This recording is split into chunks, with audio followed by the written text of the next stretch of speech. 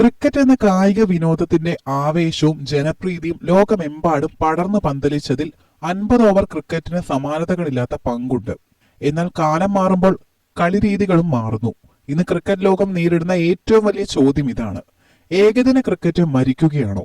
Indian spin ഇതിഹാസം രവിചന്ദ്രൻ അശ്വിൻ ഈ ഫോർമാറ്റിനെ slow death എന്ന് വിശേഷിപ്പിച്ചത് വെറും ഒരു വൈകാരിക പ്രതികരണമല്ല, മറിച്ച് വ്യക്തമായ കണക്കുകളുടെയും യാഥാർത്ഥ്യങ്ങളുടെയും വെളിച്ചത്തിലാണ്.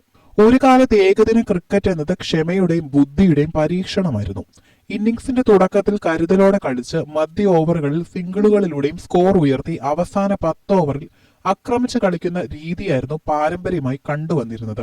എന്നാൽ ഇന്ന് 2020യുടെ വരവോടെ കളി മാറി. 50 ഓവറുകളിലും ബാക്ക് ഫൂട്ടിലല്ല, ഫ്രണ്ട് ഫൂട്ടിൽ നിന്ന് ആക്രമിക്കാനാണ് ബാറ്റർമാർ ശ്രമിക്കുന്നത്. ബീഹാർ അരുണാചലിനെതിരെ നേടിയ 574 റൺസ് പോലുള്ള സ്കോറുകൾ ഇതിന്റെ തെളിവാണ്. 300 റൺസ് എന്നത് ഇന്നൊരു പ്രതിരോധിക്കാൻ കഴിയുന്ന സ്കോറല്ല.